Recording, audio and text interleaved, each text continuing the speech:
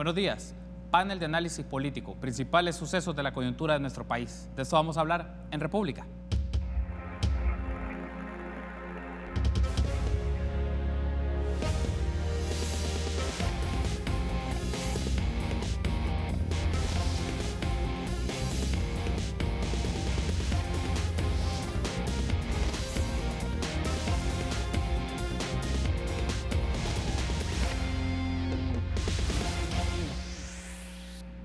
Muy buenos días, qué gusto que nos acompañe en una nueva edición de República. Les saluda Carlos Monterrosa, es un agrado que esté con nosotros por la mañana, jueves 8 de agosto del año 2019. Deseando que esta semana sea de mucho provecho, mucha actividad y regresando también de la etapa vacacional, deseando que esta incorporación sea con mucha energía y de mucho provecho para usted en todas sus actividades personales y profesionales que emprenda. Por nuestra parte, le ofrecemos análisis y perspectivas variadas sobre los principales acontecimientos de la coyuntura política de nuestro país. Y este programa lo vamos a dedicar en su totalidad para tener un panel de análisis político. Queremos hablar de los principales acontecimientos del país, vamos a abordar un poco acciones de gobierno a 60 días de su ejercicio o de su instalación y de su trabajo en diferentes áreas de la política pública. Vamos a hablar también un poco del tema de la transparencia en el sector público y el tema de reformas electorales. Ya hay una instalación también de un organismo colegiado, el Tribunal Supremo Electoral. Entonces tenemos varios elementos de los cuales hablar en el transcurso de este programa. Y es un gusto para mí recibir a Leonor Selva, abogada, especialista en políticas públicas. También recibimos cordialmente a Jessica Estrada, economista, investigadora en temas de transparencia. También es un gusto tener con nosotros a Naida Acevedo, consultora en políticas públicas e investigadora en temas políticos. Y también le damos la bienvenida a Ruth Eleonora López, abogada, especialista en temas electorales. Muy buenos días, bienvenidas a República. Naida, bienvenida, qué gusto tenerla acá nuevamente. Muchas gracias, Carlos. Es un inmenso gusto volver a compartir con las compañeras, ¿verdad? Un poco desde esa perspectiva de la voz femenina, de la voz de las mujeres, a ver qué está pasando políticamente, y a la audiencia un gusto volver a aportar al debate. Gracias, siempre bienvenida, Naida, en este espacio. Qué gusto también, lo mismo, siempre bienvenida, Leonor. Muchísimas gracias por la invitación. Buenos días a toda la audiencia y, como siempre, un honor compartir con mujeres tan destacadas. Gracias a usted por estar con nosotros. Ruth, ¿qué tal? ¿Cómo está? Buenos días, bienvenida. Muy bien, gracias. Después de estas vacaciones, agradezco mucho el espacio que nos están dando este día, a ti, Carlos, y a Canal 33, por supuesto. Con gusto, gracias por estar con nosotros. Jessica, también, qué gusto que nos acompañe. Gracias, Carlos, igualmente. Buenos días a todas y también a los que nos acompañan. Bueno, tenemos una agenda bastante nutrida de temas, de los cuales estoy seguro que tendremos una posición y una discusión muy interesante, una reacción también muy interesante de los amigos y amigas que tienen la gentileza de sintonizarnos temprano por la mañana. Y empecemos un poco sobre el tema de gobierno. Lanzo como una primera pregunta provocadora, en el mejor sentido, para una reflexión bastante sustantiva sobre este tema. Desde su perspectiva, ¿cuál ha sido la principal apuesta del gobierno a 60 días del ejercicio y cuál consideran que es el principal tema pendiente de tener una postura presidencial? Es decir, principal apuesta del gobierno en 60 días de su ejercicio y principal tema pendiente en el cual se requiere una postura presidencial. Empecemos con Naida. Gracias.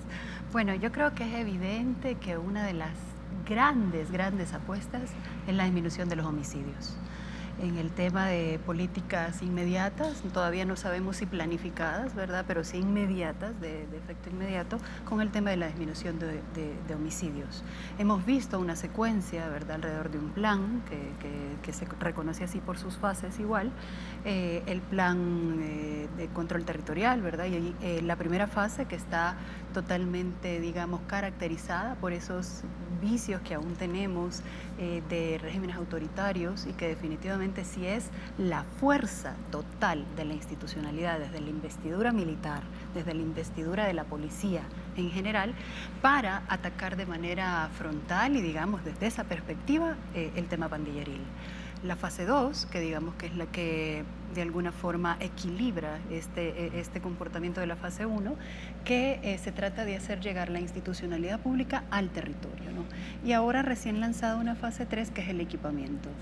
Interesante el proceso, creería, dentro de la perspectiva de que si hay una forma de visibilizar el régimen híbrido que somos, es ahí precisamente. Es decir, tenemos el peso autoritario, el peso de este régimen autoritario que todavía nos asiste, versus la institucionalidad con eficacia, buscando resolver problemas sentidos de la población de manera inmediata. Eso sí, la fase 2 es un acercamiento inmediato a las localidades, que habrá que ver si transita en el mediano plazo a una política pública planificada, es decir, con indicadores, con resultados y con parámetros alrededor de los cuales se pueda medir en su avance mismo a efecto de saber si está teniendo resultado o no. Hoy por hoy, cerca de los 100 días, un poco más cerca de los 100 días, la disminución de homicidios, de acuerdo a estadísticas, se refleja. Hubo un impasse alrededor de esta toma de datos, ¿verdad? O sea, vimos que incluso se estaba pidiendo reflejar o no reflejar, perdón, algunos hechos en particular, se rectifica y si uno va viendo el comparativo, evidentemente hay alguna disminución de ello. Habría que contrarrestar porque también es política pública, al fin y al cabo, abordar qué otras problemáticas o aristas nos están tocando, el tema de desapariciones, entre otras tantas. Pero la apuesta de disminución de homicidios va. Otra tiene que ver con el abastecimiento de medicamentos. Es decir, a los primeros 100 días es evidente que también se está buscando abastecer al 100% de medicamentos los hospitales. Habría que ver también la sostenibilidad de ese abastecimiento al 100% en mediano y largo plazo, ¿no? Eso serían como en el tema de seguridad, la principal apuesta en el ejercicio. ¿Y el tema que considera usted pendiente de postura presidencial sería? Yo creo que hay varios, porque claro, también hay que reconocer cómo se está manejando el sistema político como tal, es decir, cómo es la relación entre estos actores que al fin y al cabo deciden. Por ejemplo, el diálogo alrededor de la Asamblea Legislativa para tomar decisiones que permitan fortalecer la institucionalidad pública, que nos arrojen un sistema político más robusto, más, digamos, potente para poder responder más allá de lo que en tradicionalidad tenemos en el sistema político, es decir, más allá de las negociaciones, de los procesos de representación de intereses a través de tocar la puerta, entre otras tantas, que se vaya modificando.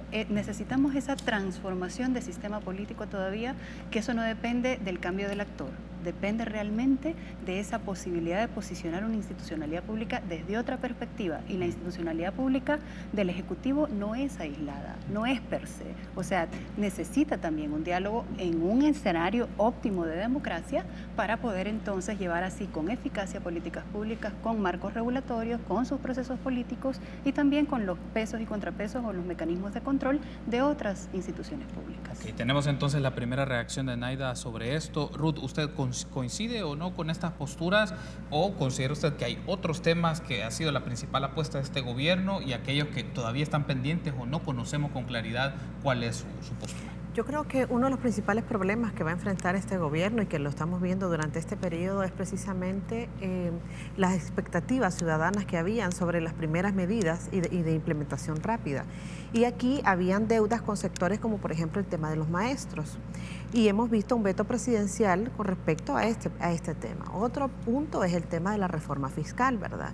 O sea, sabemos que el Estado necesita recursos, y en este caso el gobierno necesita recursos, pero es necesario también un diálogo. Yo coincido en este punto con Naida, que se requiere un diálogo serio, ¿verdad? Un acercamiento entre las fuerzas políticas y sobre todo entre los órganos de Estado. Porque si no estamos hablando, no estamos hablando de políticas públicas, estamos hablando de la implementación de ideas, ¿verdad?, a partir del Ejecutivo que realmente no tienen ningún sustento. Entonces, creo que esto es otro de los puntos que hace falta revisar el tema de pensiones. Por ejemplo, alguien podría decir, pero es que mire, son 60 días nada más, sí, pero el tema es que fueron temas planteados durante la campaña, ¿verdad?, que iban a ser retomados casi de manera inmediata. Yo recuerdo el tema de los maestros el año pasado, en el aniversario de los maestros, por el Día del Educador, y hoy recientemente, pues a un año después, hemos tenido este veto. Entonces, coincido también con que la apuesta principal es el tema de seguridad y me gusta esta perspectiva que no es solo el tema, o sea, no es la seguridad de manera integral, porque aquí hemos visto 3 fases. Yo todavía no logro definir o no logro, más allá del desde el punto de vista discursivo, no logro identificar realmente ese acercamiento hacia el territorio, más allá desde la perspectiva de que solo haya un acercamiento desde los titulares, ¿verdad? Está muy bien que los titulares, y es correcto que los titulares lleguen a la población, o sea, se acerquen, pero el acercamiento es mucho más que eso. O sea, hay que hacer un esfuerzo muy serio sobre el tema de prevención, y yo creo que ahí va a estar una de las grandes deudas, precisamente porque además la prevención lleva muchos recursos también, ¿verdad? Entonces, cuando estamos hablando de esto es también y de dónde van a salir, ¿no? Hemos visto las discusiones sobre el tema de lo que se conoce como el impuesto de seguridad, que también se manejó que era la contribución especial, ¿verdad? El CESC y esta también propuesta, también iniciativa del presidente Bukele cuando era candidato presidencial, a que iba a ser modificado y precisamente cargado a las personas que más debieran aportar, que son las personas que más tienen, ¿no? Y no ha ocurrido todavía esa modificación, y esa modificación, aunque lleva un acuerdo en la Asamblea Legislativa, pues tiene que partir precisamente de una iniciativa que yo entendía que ya estaba trabajada, porque así fue planteado durante la campaña, a partir precisamente de un grupo parlamentario que en este caso es Gana. Entonces creo que deudas pueden haber muchas, son 60 días, ¿verdad? Todavía hay tiempo, claro, hay tiempo que caminar. Claro. Sobre el tema de seguridad, yo creo que hay que tener cuidado también. Veíamos recientemente, en el mes de julio, estas graduaciones, tanto de la academia, que debemos recordar que son 18 meses los que pasan formándose, o sea, estos nuevos agentes de la PNC no nacen de un día para otro, requieren una preparación, una formación, que incluso yo creo que es importante señalar que esta formación tiene que ser de carácter permanente. Es decir, los policías salen a la calle y esta fuerza de seguridad necesita una preparación permanente, pero además una atención permanente desde el punto de vista de su salud física y mental. Hemos visto casos lamentables y yo creo que en estas nuevas generaciones, precisamente de graduados de la academia, es necesario darles mayor atención. Y con el caso de la Fuerza Armada, pues realmente, o sea, hay que recordar de dónde venimos, como decía Naida, ¿verdad? Hay que recordar de dónde venimos, cuál es nuestro punto de partida, pero definitivamente los acuerdos de paz marcan un antes y un después.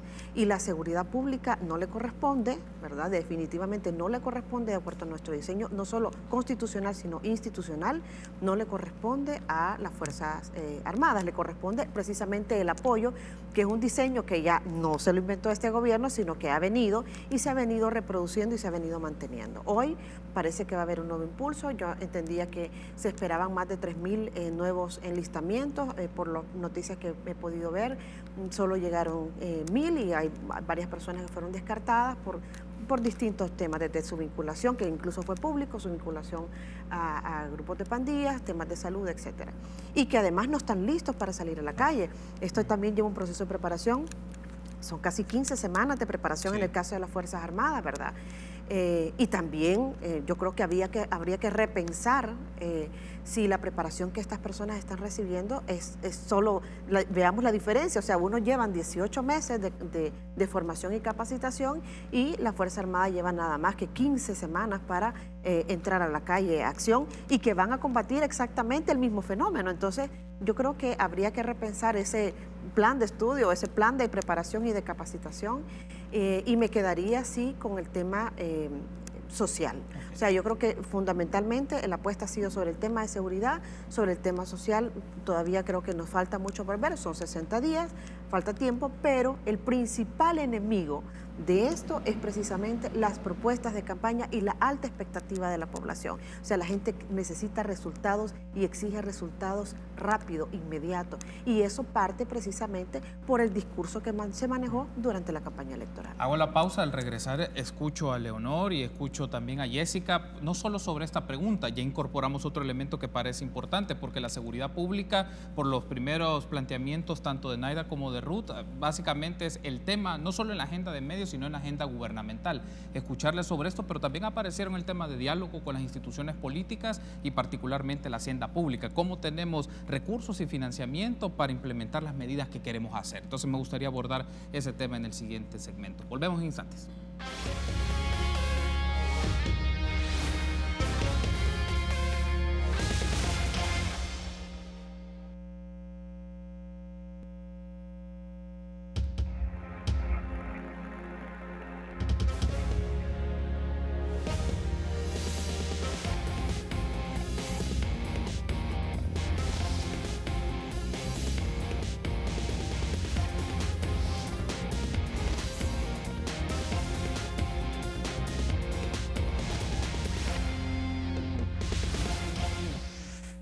Gracias por seguir junto a nosotros en República. Les ofrecemos la mañana de este 8 de agosto un análisis, un panel en el cual vamos a abordar o ya estamos discutiendo temas importantes de la realidad de nuestro país. Están con nosotros acompañándonos esta mañana Naida Acevedo y Leonor Selva. Está también Jessica Estrada y Ruth Eleonora López, quienes están ofreciéndonos sus lecturas. Ahora tengo pendiente y me gustaría escuchar, Leonor, el tema de la seguridad pública pues ya es el que se vislumbra como en la agenda o uno que está en discusión de medios de comunicación, de opinión pública, en redes sociales y esto, pero ¿usted considera que además de ese hay otra apuesta que se observa con más claridad de este gobierno o básicamente se ha centrado en esto y en tema pendiente que se esperaría tener una postura pues ya con 2 meses en el ejercicio del cargo pues más evidente desde la presidencia? Yo creo que, tal cual dicen mis compañeras, es evidente que la seguridad se ha vuelto la prioridad y sobre todo que el presidente, creo yo, está queriendo marcar una diferencia, un antes y un después, siendo él quien encabeza,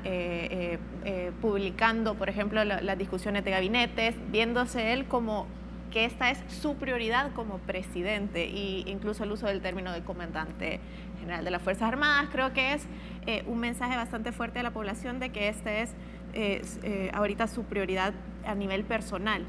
Sin embargo, yo creo que en estos 60 días otra gran apuesta que se le vio al presidente fue en el área económica. Ha buscado mucho acercamiento con los empresarios, se ha visto en distintos foros con empresarios nacionales e internacionales. También ha buscado mucho la asistencia con Estados Unidos, creo que esa ha sido otra de sus grandes apuestas. También marcar un antes y un después en la percepción pública nacional e internacional de que la relación ahora se mejora, de que a nivel internacional él marca distancia con Nicaragua, con Venezuela y vuelve a lo que él llama como el aliado natural, que es Estados Unidos. Creo que esa es la otra gran apuesta. Y ahí va a ser interesante un poco lo que mencionaban es cómo vamos a entrar en esta dinámica de potenciar la economía, potenciar las inversiones, que tradicionalmente casi siempre se ha buscado eso mediante beneficios fiscales.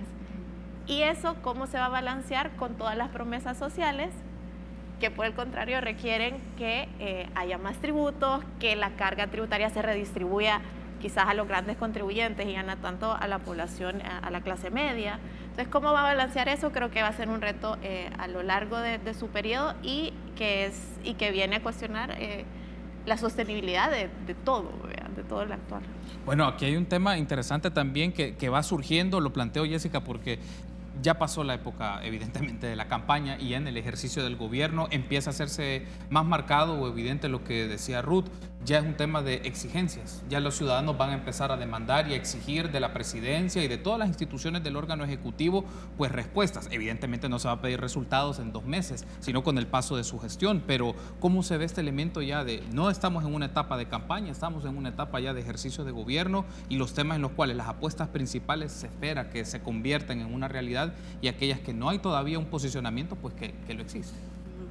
Bueno, a mí me gusta usar esta figura de verlo como, bueno, están todavía en la luna de miel, o sea, no han pasado los 100 días, todavía parece que todo está muy bien, las críticas no son tan latentes y es incluso válido que diga, bueno, es que todo esto lo heredamos, no lo podemos arreglar tan fácil, el presupuesto que estamos ejecutando es el que nos dejó el gobierno anterior, pero poco a poco vamos viendo de qué manera ellos hacen las nuevas apuestas, las nuevas estrategias y cómo las van ejecutando.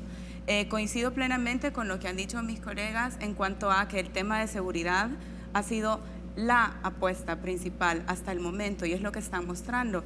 Y es lo más lógico, cuando a los salvadoreños en las encuestas nos preguntan cuál es el principal tema del país, es la inseguridad. Eso es lo que más nos preocupa a todos los salvadoreños que a diario están muriendo en este país.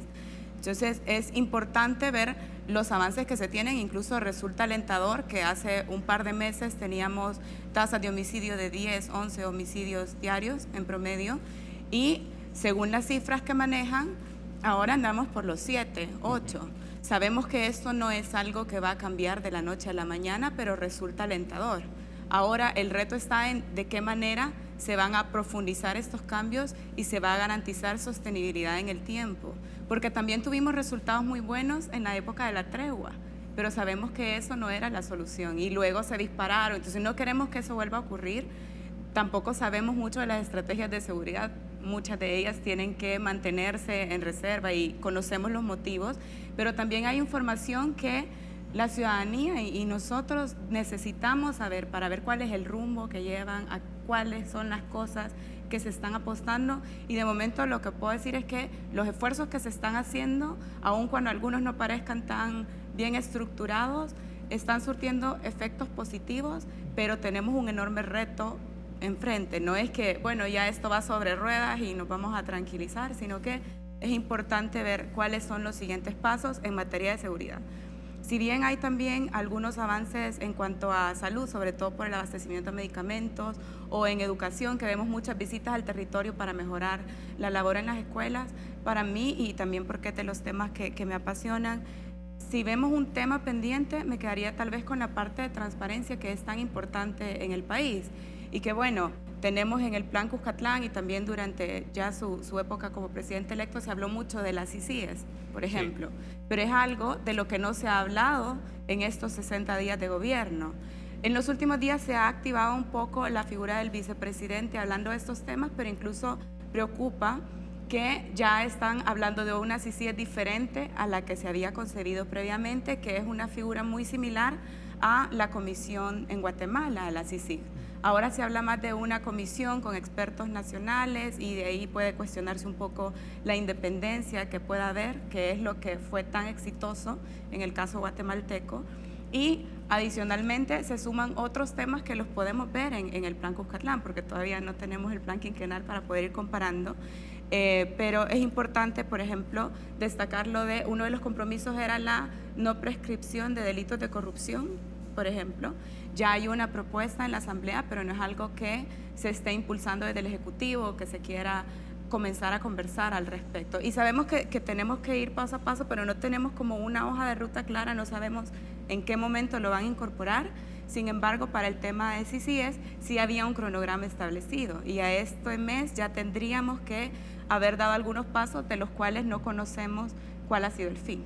Hay un aspecto acá que, y lo tomo, es más, ya había tomado nota, porque hay un segmento que quiero que lo dediquemos a hablar del tema de la transparencia, particularmente, no solamente del órgano ejecutivo, cuáles son los retos de las otras instituciones estatales en materia de transparencia, el rol del Instituto de Acceso a la Información Pública, las demandas que se tienen, que la Asamblea Legislativa también transparente información, la Corte Suprema de Justicia, que creo que es importante. Solo me retengo para tener sus intervenciones sobre el tema de la seguridad, pero no solamente el campo de acción, si quieren, el despliegue del uso de la fuerza que el Estado tiene. Se ha creado una unidad de reconstrucción del tejido social, que es la mención que se ha hecho. Y escucharle sobre esto, Leonor, se habla que esta unidad de intervención social y reconstrucción del tejido es una manera con la cual se diferencia de cómo el gobierno anterior había ingresado o trabajado. De su perspectiva, ¿cómo se reconstruye el tejido social o se genera inclusión social en entornos en los que estamos? Digamos, desde esta perspectiva, ¿una unidad garantiza evidentemente una reconstrucción, o estamos hablando de un hilo o una red de trabajo entre otras instituciones bajo una filosofía específica? Claro, yo creo que aún falta, y es un poco la poca información o el estilo un poco menos estructurado de trabajar de este gobierno, para saber exactamente cuál va a ser la responsabilidad de cada una de las oficinas. Por ejemplo, tenemos un comisionado especial para la juventud, pero también tenemos una directora del INJUVE todavía, tampoco sabemos cómo se van a relacionar ellos. Yo sí quisiera, en el tema de cómo se reconstruye el tejido social, sí no quisiera divorciarlo totalmente de la fase 1 y de la fase 1 de seguridad, sí, por una razón muy simple. Hay un tejido social dañino, por decirlo así, cancerígeno, que había que romper. Y yo ahí sí hago una distinción, aunque hay algunos, por decir, características que parecieran familiares, como que todavía dependemos mucho de la participación de la Fuerza Armada en la estrategia de seguridad. Yo sí veo que hay un pensamiento más estratégico en función de la dinámica del problema pandilleril, porque digamos que ahorita la seguridad está enfocada en el problema de las pandillas. Creo que sí, por ejemplo, se están haciendo esfuerzos muy importantes en romper la dinámica de los centros penales con el exterior y de romper ese monopolio. Adentro de los centros penales se está haciendo una reestructuración muy grande y se están rompiendo esos vínculos. También se está tratando de abordar lo de cortarles a las pandillas su financiamiento, que al final es el oxígeno que ellos necesitan. Entonces, creo que primero se está rompiendo, que es la parte de plan control territorial, es romper el tejido dañino, cancerígeno, que se había vuelto un muro que no dejaba ni al Estado, ni a organizaciones civiles, ni a las iglesias entrar a trabajar a las comunidades. Entonces creo que primero se está efectivamente haciendo ese rompimiento de ese tejido dañino. ¿Con qué se reemplaza? Y es ahí donde entra, creo que toda esta parte de prevención, que se ha conocido como de prevención. Creo que la Oficina de Tejido Social, mi impresión es que va a trabajar muy enfocada con los jóvenes y que va a terminar haciendo alguna articulación con el INJUVE y con el comisionado especial. Tal vez con educación, que es, por ejemplo, alguien a quien yo no he visto tanto, a la ministra, tanto en el territorio como se ve a otros ministros. Pero creo que se rompe el tejido social con la intervención y la presencia del Estado en todas sus formas. Y ahí sí quisiera ver, por ejemplo, que no haya una acción articulada del gobierno y otra de las alcaldías. Los alcaldes son el gobierno en el territorio, el del día a día, el que más conoce las dinámicas de cada comunidad, y yo sí quisiera ver un trabajo conjunto para atender las necesidades de cada comunidad, que también varían. A veces parece que por ser un país chiquito, en todas las comunidades son iguales, todos tenemos los mismos problemas, y no es tan así. Entonces yo sí quisiera ver un trabajo coordinado entre gobiernos locales y gobierno ejecutivo. Creo que sin eso no se va a romper el tejido social, porque el gobierno central tiende a entrar y salir, mientras que el gobierno local es el que se queda ahí en el día a día. Ahora, Naida, aquí aparece este elemento y llevo la secuencia con esta pregunta que le formulaba Leonor, y su reacción sobre esto es que marca una filosofía de intervención territorial y reconstruir tejido social, partiendo que son zonas no solo excluidas o vulnerables, estigmatizadas, y la primera muestra que tenemos de los funcionarios y funcionarias es llegar y ofrecer proyectos concretos, infraestructura, servicios básicos. Es decir, ¿esta es un poco la lógica de esta filosofía de intervención social, o hablamos de meterse todavía con más profundidad a la dinámica que se da en estos lugares? Debería de ser, ¿verdad? Ahorita lo que estamos percibiendo es el primer acercamiento de la institucionalidad pública para reconocer qué hay en el territorio, en la localidad, y ver qué se debe de fortalecer. Por ejemplo, unidades de salud, puestos de la PNC, que de alguna forma se iban a pintarlos, a remozarlos, entre otras tantas. Puentes, ¿verdad? Los mismos puentes que se están construyendo y se están señalando, carreteras. Parecería que ahorita tiene que ver mucho con la infraestructura. El desarrollo territorial, digamos, tiene a su base no solo todas esas bondades que se tienen alrededor de infraestructura y de facilidades que permiten el desarrollo en la localidad, sino que también incluye este tejido social, es decir, es toda la parte humana y la manera en que como seres humanos interrelacionamos en la localidad. Entonces, comprender, por ejemplo, un ejercicio desde la relación entre padres y madres e hijos, entre vecinos y vecinas, entre competencias locales, es decir, competencias en el entendido del mismo negocio que se replica en 4 o 5 lugares, 6 mujeres o 7 que hacen su plancha, echan pupusas, etc. Cómo manejar toda esa complejidad del ser humano que somos y toda esa construcción violenta que somos desde una perspectiva que vaya más allá del tema de infraestructura y del acercamiento, que es una necesidad básica, humana y fundamental, a través de la garantía del cumplimiento de derechos humanos como la salud, la educación, la vivienda digna, ¿verdad? Y que esto es importante, pero que vaya también transitando hacia un tema más antropológico o un tema más de la manera en que nos relacionamos. Es decir, basta con ver el tráfico en determinados momentos como para saber cómo nos relacionamos entre nosotros. En localidades en donde el entorno de vulnerabilidad es más fuerte, las violencias son evidentemente más marcadas y generalizadas, totalmente generalizadas. La institucionalidad pública en su proceso de atención, es decir, en las unidades de salud, el proceso de atención tampoco necesariamente es cálido, ¿verdad? Las relaciones entre padres, madres e hijos, las relaciones entre jóvenes en los mismos centros escolares, las relaciones entre profesores y profesoras con el alumnado, ¿verdad? Entonces, el tejido social es precisamente recomprendernos en esa interacción humana que tenemos. Es a través de la violencia, es a través del grito, es a través del ejercicio de poder. Yo creo que un gran ejemplo de cómo reconstruir este tejido social es la Lepina. La Lepina es por excelencia una transformación de mentalidad en donde las niñas y los niños son sujetos de derecho, es decir, todas y todos son sujetos de derecho, y que invita en un ejercicio de corresponsabilidad dirigido por la institucionalidad pública a generar mecanismos de contención y de protección en aquellos casos de vulnerabilidad. Eso es tejido social, cómo nos vemos y cómo nos tratamos entre nosotros y nosotras dentro de determinadas localidades y extrapolado también a otros ámbitos, ¿no? Quizás trabajar esto es tan importante como trabajar infraestructura.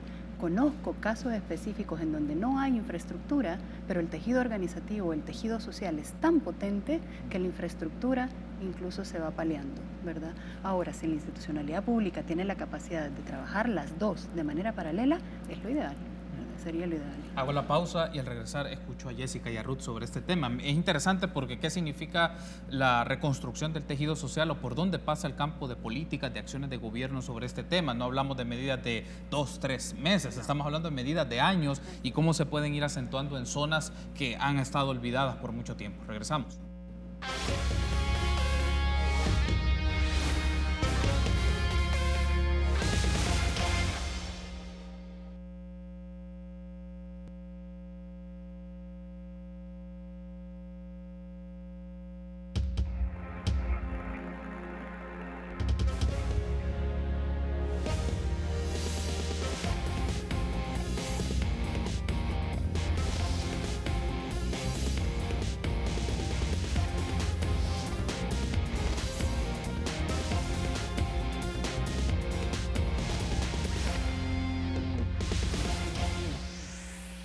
Gracias por seguir junto a nosotros en República. Continuamos con este panel de análisis. Traemos del bloque anterior el tema de cómo se construyen medidas o intervenciones gubernamentales para reconstruir el tejido social. Habíamos escuchado la posición de Leonor y de Naida. Ahora me gustaría escuchar a Jessica y a Ruth. Ruth, particularmente, ¿qué le significa a un gobierno la reconstrucción del tejido social? E incorpora un elemento que ha salido también, es las personas que están al frente de estas unidades, de estas oficinas, ¿qué les requieren? No solamente un conocimiento, lo pondré con este término, empírico, de las personas, de las dinámicas que se dan ahí, que Naida mencionaba que hay que entender esta complejidad de las relaciones sociales, pero también requiere una base, no sé si decirlo, teórica, profesional, para entender y dar apuestas y propuestas distintas de lo que se ha venido hablando. ¿Qué opina usted sobre esto? Bueno, primero aquí no se puede improvisar, ¿verdad? Y además tenemos que estar hablando de que esto no ocurre de un día para otro, esto son políticas de años. Algo se ha venido haciendo, no ha sido suficiente, es insuficiente, se necesita mucho más y un impulso, pero además requiere también recursos, que yo iba al inicio sobre esto.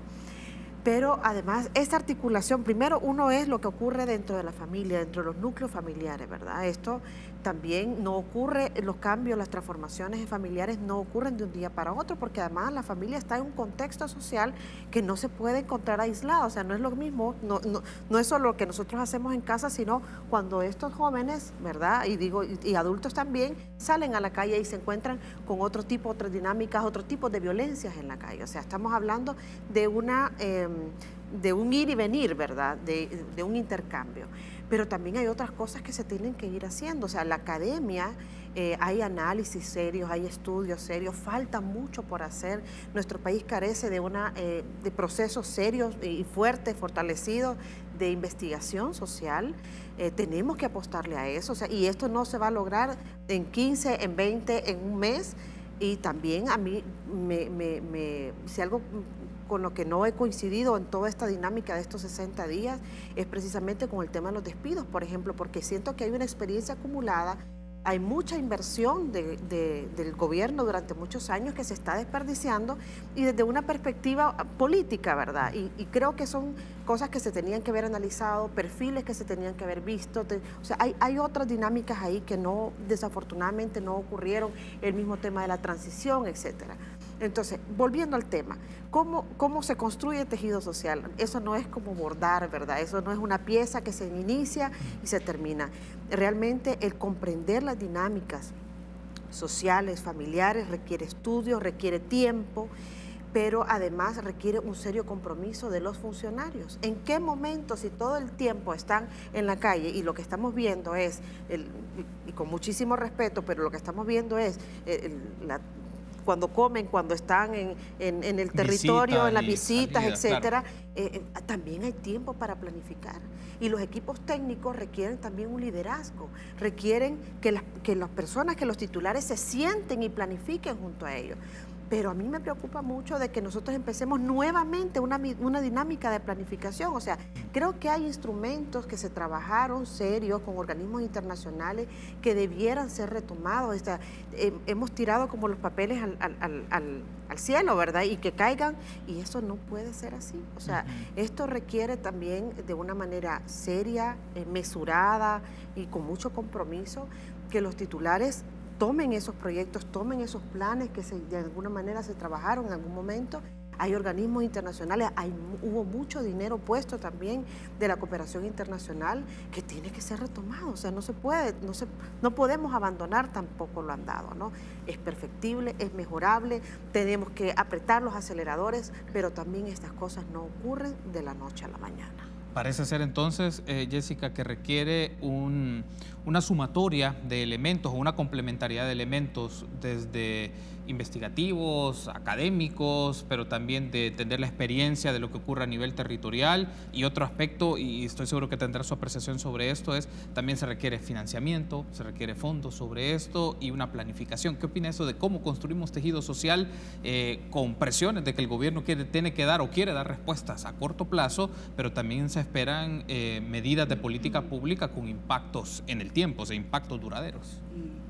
Sobre el hecho de decir reconstrucción del tejido social en El Salvador suena como un reto enorme, porque es algo que no se le ha prestado atención por muchísimo tiempo, o las intervenciones que se han tenido no han logrado el impacto que se buscaba. Creo que es una buena iniciativa el hecho de ahora tener una unidad de reconstrucción del tejido social. Lo que pasa es que no tenemos información, ya lo decían, de cómo va a actuar, de quiénes más lo integran, aparte de la persona que está a cargo. Y definitivamente requiere que se involucren actores no solo a nivel del Ejecutivo, ya mencionaban también de las municipalidades o quien quita del legislativo, si tenemos representantes también por cada uno de los municipios o del órgano judicial. Al final tenemos que tener a todos los actores involucrados y pensar, por ejemplo, no solo en la educación que se brinda en las escuelas públicas, sino también ir a los privados, ver qué aportes pueden dar y buscar cómo enlazar para que se pueda ir, ahí sí, tejiendo juntos esto. No es algo que pueda hacerse aislado. Y un tema que a mí particularmente me preocupa, pero creo que tenemos una oportunidad justo en los próximos meses, es el de financiamiento. O sea, si bien se dejaron de lado algunas secretarías, principalmente de la presidencia, se han creado muchísimas unidades que todavía no sabemos si igual es solo una persona o cuántas están a cargo de llevar este tema adelante y cuál es la labor que van a tener, porque lo menos que yo espero es que una vez llegan y se ven muy bien todos los ministros diciendo que van a trabajar coordinadamente, pues claro, le tienen que dedicar tiempo de escritorio, de gestiones, demás, y luego presentar estos planes y decir, bueno, en este territorio lo que se ubicó fue esto y vamos a atenderlo de esta manera y los actores que van a participar son X, Y, Z. Eso no lo estamos viendo, pero adicional para cualquier cosa, por muy buena que sea, vamos a requerir recursos. Y decía que en estos meses tenemos la oportunidad porque justo los ministerios están haciendo su planificación para entregar la hacienda. Claro. Entonces ahí veremos en realidad las prioridades. Hay un dicho que me encanta y dice, bueno, dime dónde pones tu dinero y te diré tus prioridades. En años anteriores yo quedaba siempre sorprendida que por más que decía mi prioridad ha cambiado, este año le vamos a dar un giro, el presupuesto parecía casi un copy-paste del presupuesto del año anterior y ajustarlo tal vez porque tengo un poquito más de recursos este año y así lo voy a ir aumentando proporcionalmente. Pero ahora tenemos apuestas bien específicas que yo no me creería que me digan que el próximo año los recursos destinados a seguridad van a ser los mismos que se propusieron este año. Todas las acciones que están planteando requieren más recursos. Igual, una unidad de este tipo con intervención en el territorio requiere que se le destine recursos. Entonces es deber también nosotros tener la capacidad de conocer, porque nos están brindando la información al respecto, cómo van a articular todos estos esfuerzos, cómo los van a financiar, cuáles son las acciones que ellos ya están haciendo para poder desarrollar todas estas acciones. Hago la transición a uno de los temas que me gustaría tener su apreciación, que es el de la transparencia en las instituciones del Estado. Y empecemos justo con Jessica, porque es uno de los temas que usted viene investigando ya tiempo atrás, y es desde su perspectiva, en este momento, ¿cuáles son los temas o la información que es clave para el conocimiento público, para la construcción de la opinión pública y que la gente sepa qué está ocurriendo en el Estado? No solo pienso en el órgano ejecutivo, pienso en términos generales, luego podemos escuchar en la apreciación también de nuestras invitadas qué otros temas o qué otras instituciones, pero desde su perspectiva, ¿qué información en este momento, a 60 días en el ejercicio del gobierno, pero también del rol de otras instituciones, qué información clave debe de ser de conocimiento público para la discusión ciudadana? Es una pregunta complicada porque se me ocurren demasiadas cosas en realidad, pero partimos de información que resulta bastante básica, como la estructura en sí de la presidencia de la República. Desde hace 60 días muchos todavía desconocemos quiénes son las personas, tal vez vemos la cara visible, pero no vemos las demás personas que se están reclutando para acciones bien específicas y para tener garantías que son las personas adecuadas. Y a propósito de este tema en sí, y hablando un poco del mérito que debe tener cada uno de los que lleguen a ejercer estas funciones, un tema que había dicho, al menos siendo presidente electo, que le iban a prestar atención, es el de reformas a la función pública, por ejemplo. Y es algo que no vemos de qué manera lo están retomando, al menos desde el Ejecutivo, aunque tampoco del Legislativo, y estamos perdiendo esa ventana de oportunidad en la cual se pueden hacer cambios y decir, bueno, vamos a premiar a aquellos que van a ingresar por mérito, conforme a sus capacidades, porque van a venir a empujar esta carreta que tenemos enfrente. Entonces ese para mí es un tema muy importante. Adicional, y es que todavía no podemos pedir la información porque no se les ha vencido el plazo, pero a mí, por ejemplo, me interesaría mucho saber quiénes de los funcionarios que ya están en el Ejecutivo han presentado su declaración patrimonial.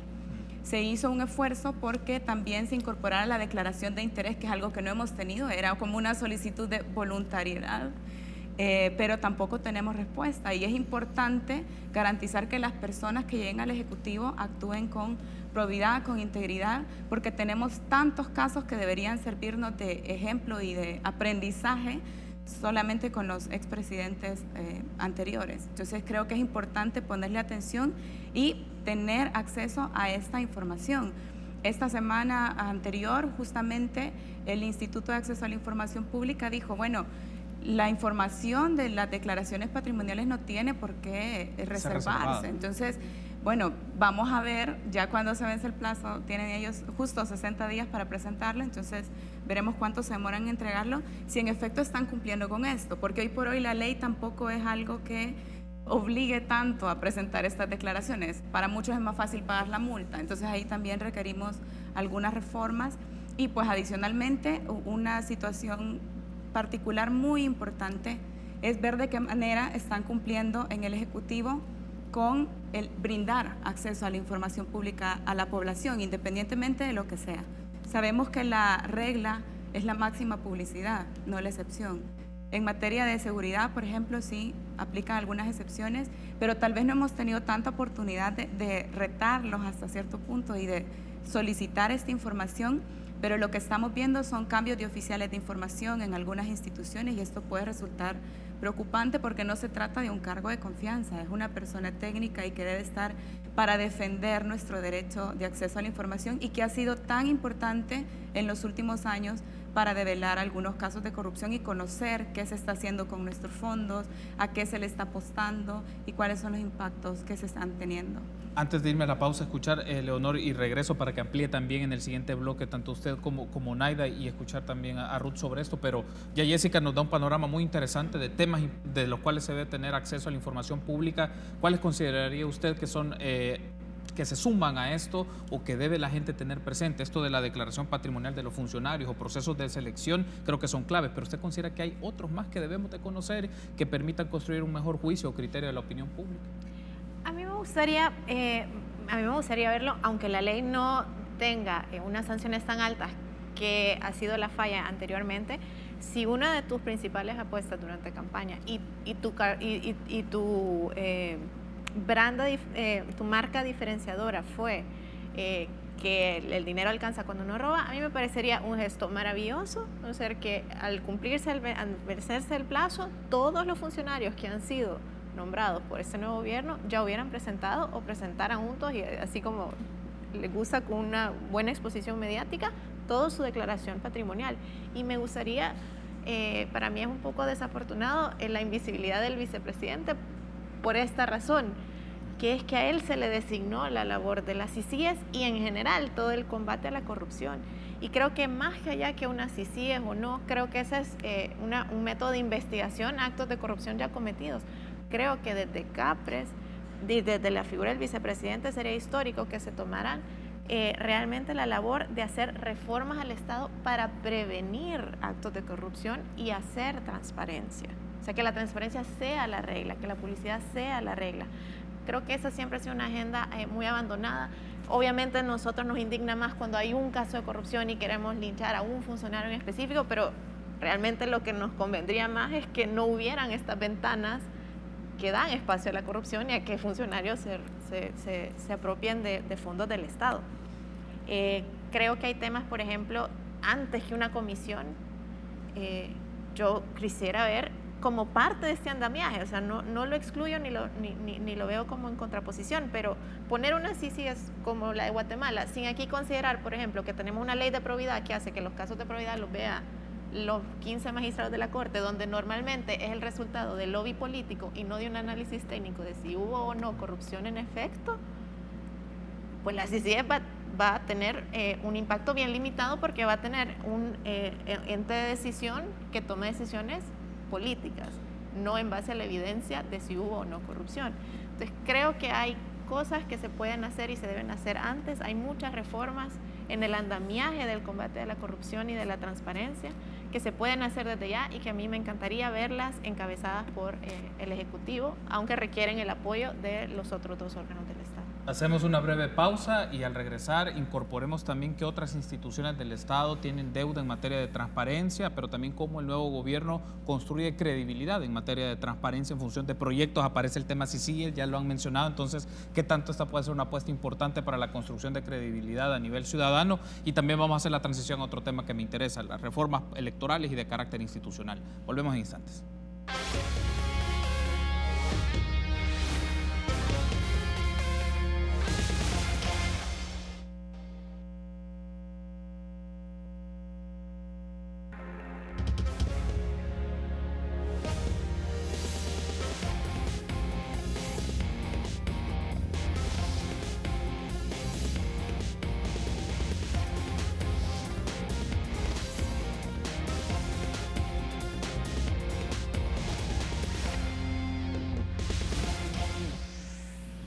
Continuamos platicando de asuntos importantes de la coyuntura política de nuestro país, pero también nos va llevando, Naida, a una discusión de temas a profundidad y escucharle sobre esto de cómo el gobierno construye credibilidad en materia de transparencia. Ya tanto Jessica como Leonor nos mencionaban, hay temas claves y también esto significa su relación con otras instituciones del Estado, pero desde su perspectiva, ¿cuáles serían como los primeros pasos de este gobierno que construye credibilidad en materia de transparencia y otras instituciones que también tienen deudas? Mira, a mí me gustaría verlo como proceso, ¿verdad? Es decir, normalmente nosotros atendemos a la inmediatez del quinquenio y cómo este gobierno va a resolver el problema de la transparencia y de la corrupción.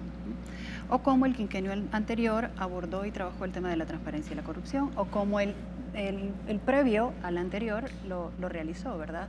A mí me gustaría verlo como desde la perspectiva de un hilo histórico a través del cual El Salvador como país ha venido transitando en la necesidad no solo de generar un andamiaje que genere todas las condiciones alrededor de la verificación, transparencia y del acceso a la información, que ha sido paulatina, ¿verdad? Como también el tema del combate a la corrupción. Uno de los grandes problemas que tiene América Latina alrededor de su construcción en la institucionalidad pública y en su andamiaje tiene que ver con todas esas fisuras que permiten un sistema político que interactúa así. Es decir, las decisiones en la institucionalidad pública y entre las mismas instituciones tienen estos vicios. Por eso es que la población de alguna forma estaba cansada o está un poco cansada de este tipo de actores. Es decir, corrupción es tanto aceptar un cargo para el que no estoy preparado, ¿verdad? O preparada, como también tomar dinero del erario público. sea, tanta corrupción es esta como la otra. Sin embargo, como el sistema político, que es esa suma de valores, ¿verdad?, ya instalados y ya institucionalizados y reconocidos así, da ese margen de conformación, comportamiento y relacionamiento. Esa es parte de un tejido también, ¿verdad? Este tejido es bien interesante. Entonces, cómo ese se va también destejiendo en función de no solo iniciativas de la ciudadanía misma, sino que permitan comprender a dónde hay que ajustar las decisiones que ya son adoptadas. Hay un Instituto de Acceso a la Información Pública que fue una muy importante decisión en su momento, que creería que es de las pocas o la única institución contralora que está todavía ejerciendo su función, es decir, está controlando, a pesar de los pesares, porque también ha tenido un par de pasos que ha hecho tambalear su misma credibilidad, el tema mismo de la dirección ejecutiva, entre otras tantas. Sí. Sin embargo, no podemos desmeritar todo este ejercicio de control que está teniendo y que es parte de una democracia, es normal, es decir, las instituciones funcionarán en la medida en que exista un control entre cada una de ellas. Es lo que no se comprende muy bien desde el sistema político, ¿verdad? Es decir, el sistema político no está acostumbrado a estos mecanismos de control y menos de diálogo, a no ser que sea un diálogo más parecido a un monólogo, es decir, a la atención de una sola voz sobre todo un aparato, que a las diferencias dentro de los roles que tocan. Vamos a la Corte Suprema de Justicia con el tema de probidad. Hace poco una organización dedicada al tema de derechos humanos trabajó todo un pronunciamiento sobre los requisitos, cuáles son los requisitos que se adoptan en función de saber cuáles son los casos que son investigados por este tema. Entonces, claro, o sea, en la medida en que vamos fortaleciendo la institucionalidad pública, generando protocolos, buscando mecanismos y transformando el sistema político, que es más importante porque eso tiene que ver con un tema cultural, ¿verdad? Entonces esto definitivamente va transformándose, pero si no cambiamos el sistema político, es decir, esos valores instalados allá adentro, también es bien difícil que, la legalidad o que la muy ley pueda cobrar vida cuando tenemos estos resquicios. Lo acabamos de ver con una de las más importantes y contraloras que decíamos, el Instituto de Acceso a la Información Pública. Sí. Entonces es evidente este resquicio. Ahora, vamos a la actualidad, ¿verdad? Viendo un poco este tránsito, cómo se puede acaparar, trabajar, mejorar, pulir, proponer políticas de Estado de largo plazo que eviten estos mecanismos o minimicen a su máxima expresión, digamos, lo bajen a su más mínima expresión, el tema de la corrupción y el tema mismo de la falta de acceso a la información y la transparencia. Hay un caso particular que yo creo que ameritaría escarbar con pinza. Hay una nueva recomposición de la institucionalidad pública. Y claro, está en todo su derecho dentro del ejercicio de gobierno. Sin embargo, en esta recomposición de la institucionalidad pública ha habido una supresión de plazas, entre otras tantas así denominadas, etcétera. Sí. Y un poco retomando de los bloques anteriores, lo que decía Ruth, es precisamente cómo se ha manejado este tipo de transformación de la institucionalidad pública.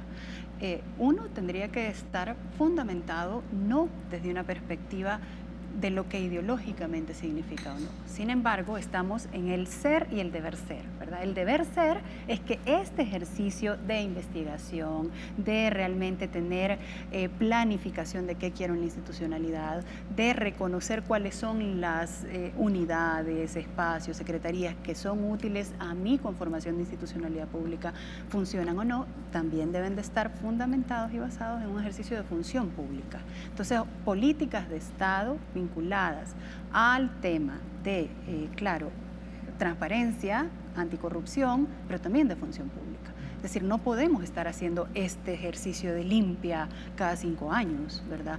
O tampoco podemos estar haciendo este ejercicio de nutrir otra vez a la institucionalidad pública con los más cercanos adeptos. Ese es el sistema político que hay que transformar, porque si no, cada 5 años estamos en este tipo de impases, o generando mayor crecimiento de una institucionalidad pública que quizás no necesita ese tipo de crecimiento, o generando una disminución de acuerdo a mi necesidad política. Esa es la diferencia entre la política y el derecho. O sea, la política es el ser, es lo que hacemos, ¿verdad? El derecho es el deber ser. Entonces ahí hay que ver cómo conciliamos en este régimen híbrido que somos, porque también hay que partir de esa realidad. Es decir, a mí me da a veces mucha, digamos, es bien interesante cómo empujamos alrededor de una democracia que todavía no es, ¿verdad? todavía no es. Entonces tenemos esos pasitos por ahí, incluso desde la perspectiva personal. Bueno, ahora le sumo un aspecto, Ruth, con el tema de la transparencia que se espera en la institucionalidad del Estado, y ya incorporo otras instituciones, por ejemplo, la Asamblea Legislativa y la Corte Suprema de Justicia, que son dos aspectos que suele ser una caja bastante opaca de las decisiones que se toman, es justamente los criterios de selección para funcionarios, pero también los criterios o los mecanismos de toma de decisión. En Asamblea Legislativa es instante, es continuo, bajo qué criterios tomaron cierta decisión, y en la Corte es igual, bajo qué mecanismos toman ciertas decisiones. ¿Por qué es relevante ahí que esto se conozca? Porque esto no tiene que ver necesariamente con financiamiento en algunos casos, pero es como el punto clave de la acción política del Estado. Voy a empezar con la Corte y voy a terminar con la Asamblea. Con la Corte, porque la Corte Suprema de Justicia es la que está inmediatamente obligada a cumplir la resolución que emitió recientemente el IAIP, ¿verdad? Porque ellos son los que tienen que hacer públicas estas declaraciones patrimoniales. Entonces, vamos a ver precisamente si esta Corte Suprema de Justicia cumple, porque lo que le tocaría en este caso es cumplir, a no ser que vaya a presentar un amparo ante la Sala de lo Constitucional. O sea, estas son las dinámicas precisamente en torno a la transparencia que tenemos que analizar. Otro tema, y voy a pasar al Ejecutivo para terminar en la Asamblea, es el tema de los gastos reservados. O sea, yo recuerdo que en campaña se oyó mucho sobre el tema del uso de los gastos reservados y que se iban a terminar los gastos reservados, y realmente hasta ahora no hemos visto. Yo también lamento, comparto con mis compañeras, que el papel precisamente que uno esperaba del vicepresidente en esta función, pues realmente ha sido bastante disminuido. Al menos no sabemos públicamente si ha sido porque ha habido una disminución en sus facultades o en sus asignaciones, ¿verdad?, de sus labores, o precisamente es porque se está construyendo una estrategia en función de esto. Y aquí quisiera abordar un tema muy, muy rapidito, y es que hacia qué modelo se va a utilizar, hacia qué modelo se va a girar el tema de CICIES, es un tema que precisamente pasa por acuerdos políticos, porque en algunos de estos casos requiere reformas de ley, ¿verdad? Y estas reformas de ley se van a construir precisamente en la Asamblea con otros actores políticos. Entonces, el diálogo es inminente, o sea, es necesario. Si nosotros obviamos, ¿verdad?, que el Ejecutivo nada más que quiera o pareciera querer imponer un tipo de comisión u otra, realmente no se está atendiendo ni siquiera los análisis técnicos que se han hecho desde la academia sobre esto. Recientemente hubo un foro en la UCA al respecto. Vaya. Entonces, este es el otro tema. Y el otro punto, que es la Asamblea Legislativa, pues nosotros conocimos recientemente por una investigación periodística las condiciones en las que estaba la Oficina de Acceso a la Información de la Asamblea Legislativa. Sí. Pareciera que ha dejado de ser realmente una apuesta. Yo, en años anteriores, si estuviese pasado, hubiese sido así como un incendio, ¿verdad?, institucional, porque realmente no se entiende cómo a estas alturas, con todos los pasos que poco a poco se ha ido dando en temas de transparencia, porque yo creo que es importante que nosotros no perdamos el piso. Es decir, tenemos que recordar de dónde venimos. Si hace unos años, hace 10 años, pedir una información a una institución era saber que no nos la iban a entregar, saber que ni para los temas académicos era un hoyo negro, ¿verdad?, que tremendo. Entonces, que la Asamblea Legislativa realmente preocupa, ¿verdad?, que esté en estas condiciones la Oficina de Acceso a la Información. Esperamos que ya a estas alturas se haya resuelto esa situación. Pero decían en ese reportaje que las actas de junta directiva no existían porque eran documentos administrativos, y precisamente es parte de las funciones que tiene la junta directiva dentro de la Asamblea Legislativa. Entonces, ¿cómo no van a haber actas si de ahí emanan acuerdos y de ahí, o sea, se toman decisiones, emanan acuerdos, se ejecutan y hay gastos, hay fondos públicos comprometidos en este sentido? Igual que Jessica, yo me tengo que pronunciar porque no puedo decirlo de otra manera. Hay más de 10 instituciones que han cambiado oficiales de acceso a la información en los últimos tiempos. El oficial de acceso a la información ya ha dicho el Instituto de Acceso a la Información no es personal de confianza, ¿verdad? Además es un personal técnico que ha costado preparar, son personas que han hecho una labor. Yo creo que sí.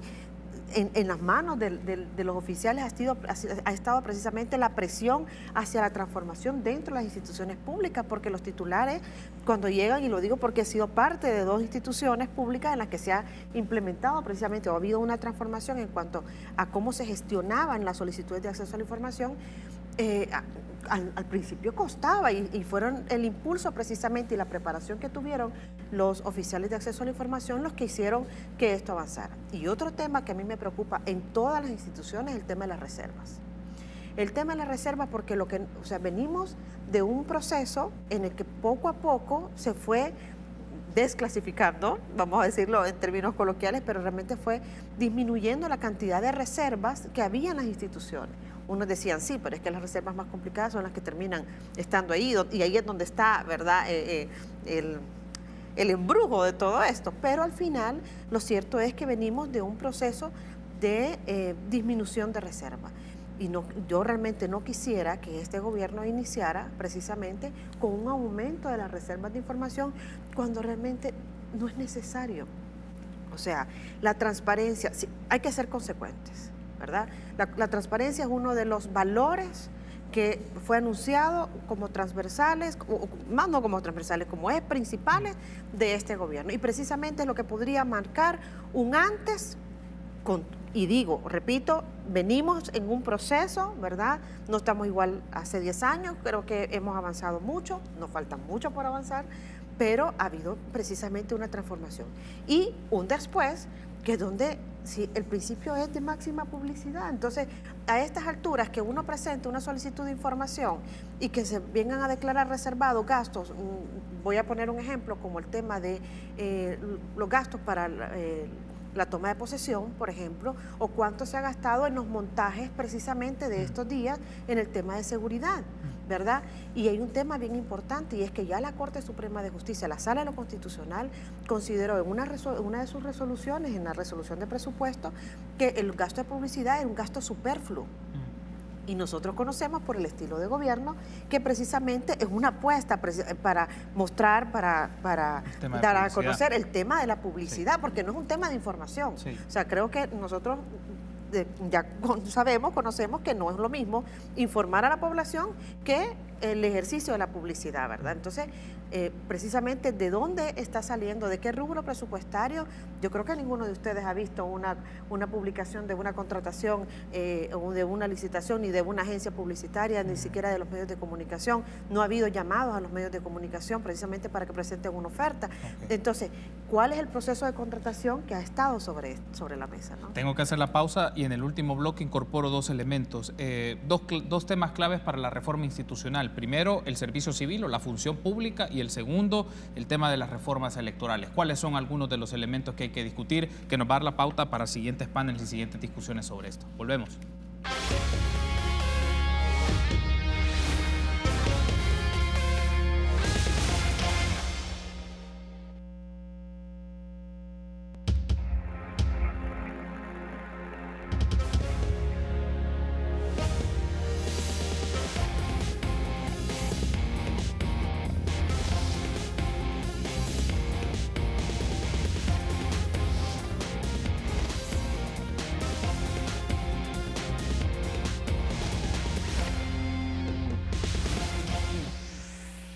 Último bloque de este panel de análisis político que hemos dedicado a hacer un recorrido a los principales temas que se están dando, no solo en la coyuntura política, también son aspectos estructurales de cómo opera nuestro sistema político, nuestro Estado y los principales protagonistas y las decisiones que tienen implicaciones en la vida de todos los ciudadanos y ciudadanas que conformamos la República de El Salvador.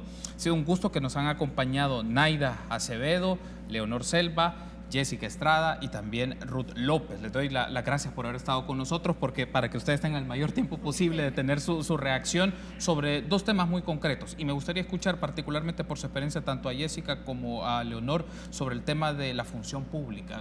¿Qué le significa en materia de función pública a este gobierno y a las demás instituciones muestras de que realmente quieren hacer una modificación o una transformación para profesionalizar nuestra función pública, Jessica? Bueno, por cuestiones de tiempo trataré de ser bien puntual. Primero, creo yo que lo tienen que ver como una oportunidad. El gobierno va comenzando, ya tenemos 2 proyectos de ley que todavía no se están discutiendo, pero al menos uno de ellos ha sido ampliamente discutido para poder elaborarlo y tiene elementos importantísimos incorporados hasta por la OIT.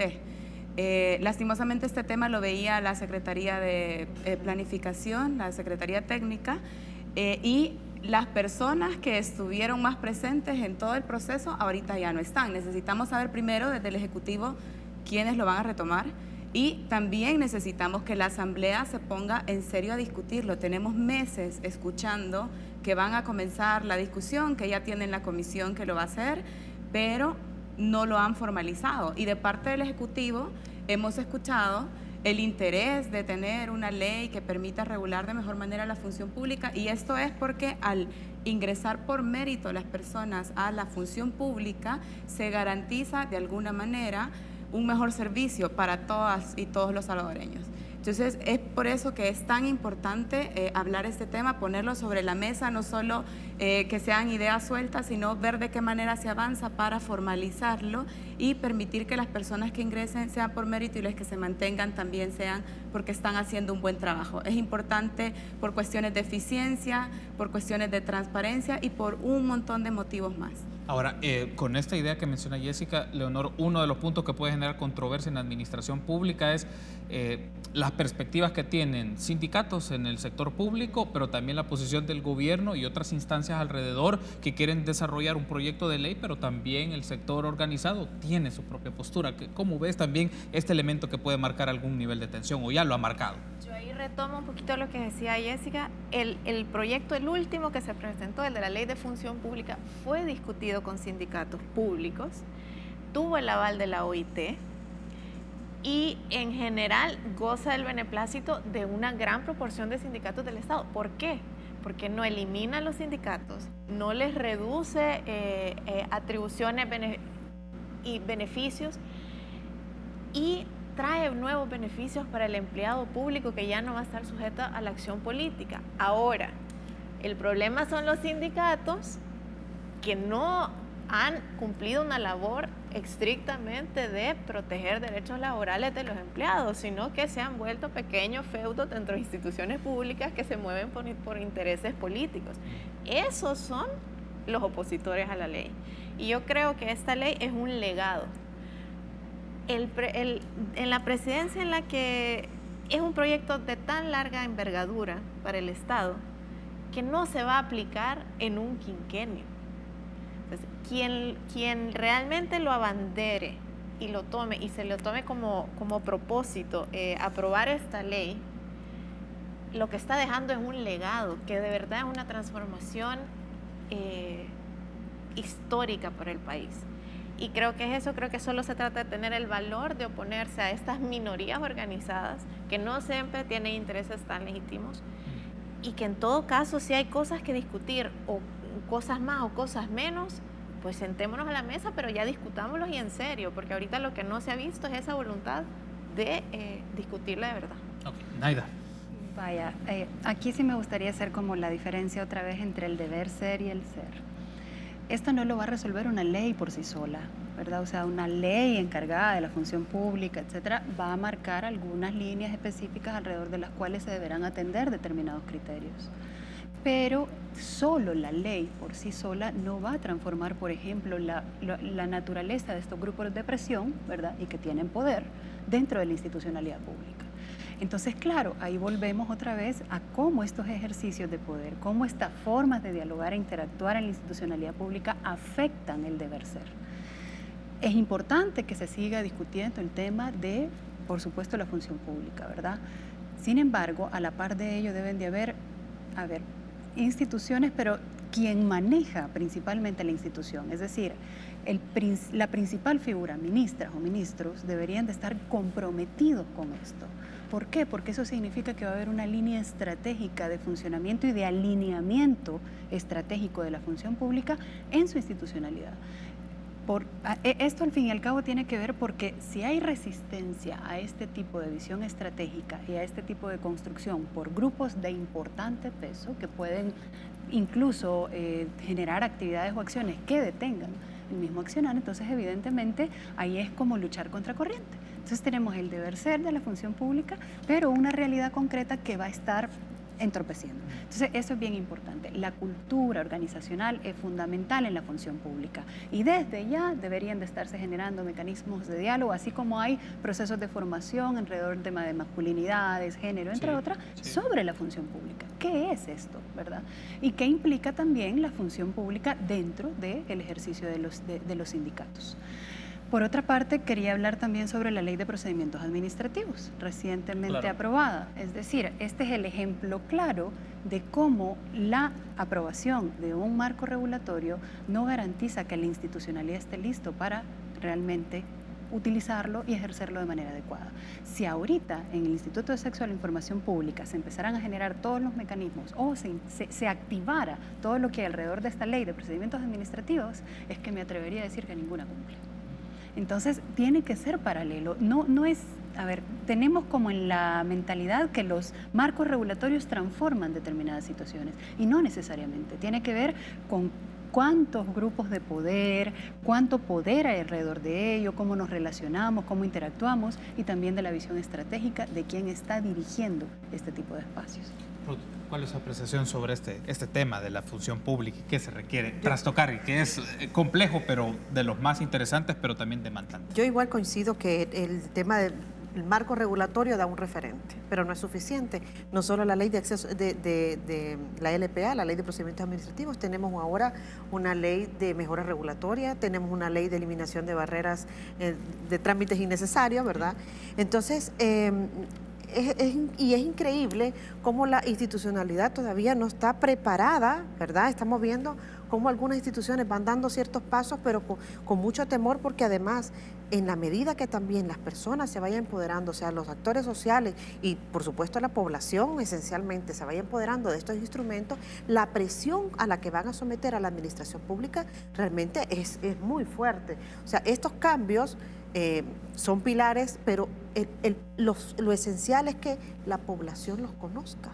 Si la población no los conoce, si la población no se empodera y sabe que, tengo una ley de mejora regulatoria, o sea que puedo solicitarle a las instituciones que mejoren o que cambien este tipo de procedimientos y someterlo también al organismo de mejora regulatoria que va a sufrir una transformación porque es una institucionalidad que aunque ya está creada, pero es una institucionalidad que va a sufrir una transformación por el peso, la importancia que va a tener en todo el funcionamiento gubernamental, pues definitivamente no hemos hecho nada, ¿verdad? O sea, solo sentar las bases no es suficiente, hay que hacer mucho más. La función pública es importantísima. Yo creo que si nosotros hubiésemos tenido aprobada una ley de función pública, muchos precisamente de estos cambios que se han dado, de estos despidos, de estas supresiones, no se hubiesen producido, no se hubiesen materializado, estuviésemos en otro escenario. Ayer, dentro de las tantas consultas que pues como abogada uno le hace, ¿verdad? Alguien me decía, mira, no hay en el Código Electoral, y aquí ya voy a introducir el tema electoral, no hay en el Código Electoral una regulación. Le decía, sí, el artículo 227 establece claramente que no se puede producir un despido por una vinculación partidaria y además por un sesgo partidario. Y ese artículo es tan claro que no solo se establece la multa hacia el funcionario, sino que también la restitución en el puesto. Y esto es un tema que quien le toca dirimirlo es el Tribunal Supremo Electoral.